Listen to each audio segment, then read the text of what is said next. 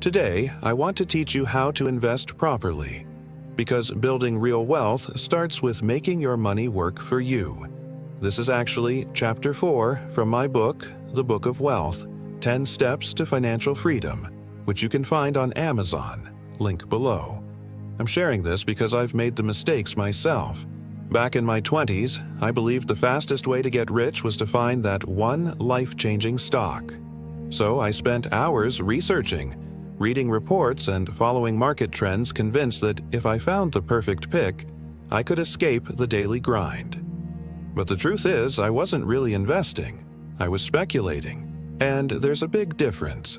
Speculation is high risk, driven by hype, and often feels like gambling.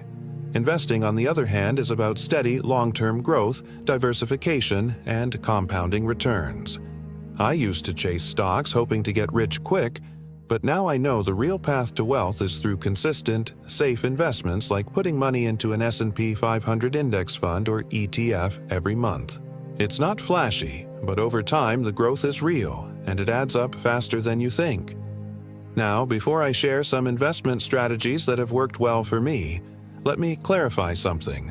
I'm not a licensed financial advisor, just a fellow investor sharing what has worked for me. Your situation might be different, so do what makes sense for you.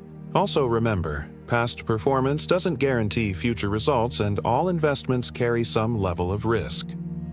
Now let's talk about the big mistakes that most people make when they start investing. First, they often put all their eggs in one basket, aka they don't diversify.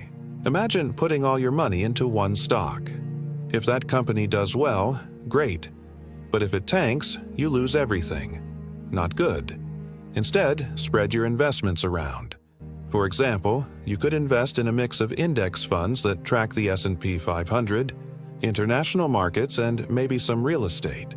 That way, if one investment doesn't do well, you still have others that hopefully are. Second, many investors chase returns, meaning they move their money from one hot stock or sector to another hoping to get rich quick. But this is often driven by fear and greed, not a solid strategy. Instead, focus on a long-term plan and stick to it. Don't let emotions control your investment decisions. And third, some investors don't invest at all. They keep all their money in cash, maybe because they're too afraid of losing money, or maybe they just don't know where to start. But here's the thing: cash is not risk-free. It loses value to inflation over time. So even if you're not comfortable investing in stocks or real estate, consider putting some money into bonds or treasury bills. They're typically less risky than stocks and can help you grow your wealth slowly but steadily. Remember, the key to investing is to start small, diversify, and be patient. It's not about getting rich quick, but about growing your wealth steadily over time. If you want to dive deeper into this, grab a copy of my book. Thanks for tuning in, and remember, slow and steady really does win the wealth race.